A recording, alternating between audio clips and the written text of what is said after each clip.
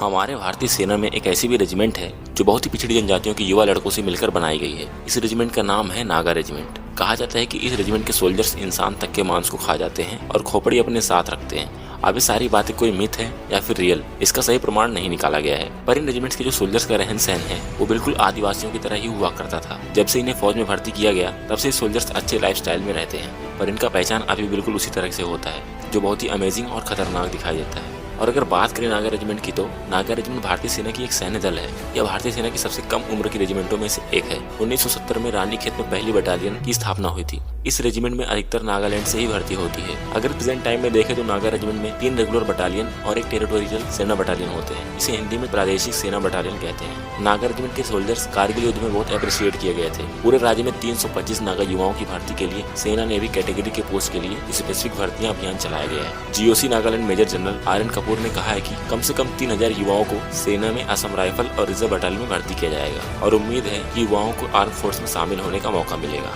इस रेजिमेंट के पास एक महावीर चक्र, 8 वीर चक्र, 6 शौर्य चक्र, एक युद्ध सेवा मेडल, एक विश्व सेवा मेडल और 48 सेना मेडल्स मिले हैं जो कि इनकी वीरता और साहस के लिए दिए गए हैं। इस रेजिमेंट की पहली बटालियन की स्थापना 1 नवंबर 1970 को कुमाऊं रेजिमेंटल सेंटर रानीखेत में लेफ्टिनेंट कर्नल आर एन महाजन की कमान में हुई थी। एकमात्र बटालियन होने के कारण इसे तब नागा रेजिमेंट के रूप में ही नामित किया गया था। इस बटालियन को बढ़ाने के लिए कुमाऊं रेजिमेंट, गढ़वाल राइफल्स और 3 गोरखा राइफल्स की बटालियनों ने अपनी सेना दी थी। 69 नागाओं को सीधे उनके ही शिविर से उठाकर इस रेजिमेंट में भर्ती किया गया था। इस रेजिमेंट में 50% नागा होते हैं और बाकी 50% में कुमाऊनी, गढ़वाली और गोरखा रेजिमेंट के सिपाही होते हैं। इस रेजिमेंट की दूसरी बटालियन की स्थापना 11 फरवरी 1985 को हल्द्वानी में और तीसरी बटालियन की भी स्थापना 1 अक्टूबर 2009 को हल्द्वानी में ही हुई थी। रेजिमेंट का रंग सोना, हरा और लाल है। सोना उगते हुए सूरज का प्रतीक है, हरा पैदल सेना का प्रतीक है और लाल नागाओं के बीच अधिकार का रंग है। इस रेजिमेंट की दूसरी बटालियन को जम्मू और कश्मीर के कुपवाड़ा जिले के केरन सेक्टर में शामिल किया गया था, जहां यह लाइन ऑफ कंट्रोल की लगभग 24 किलोमीटर की पवित्रता सुनिश्चित करने और राष्ट्र विरोधी तत्वों को मुकाबला करने के लिए जिम्मेदार थी। और नागा रेजिमेंट की दूसरी बटालियन ने एक ऐतिहासिक अभियान ऑपरेशन रोमियो में भाग लिया था। इस ऑपरेशन का लक्ष्य एलओसी पर हावी होना था। पूरे ऑपरेशन को टाइम टू टाइम सटीकता के साथ और भारतीय सैनिकों को हाथाहाथ किए बिना अंजाम दिया गया।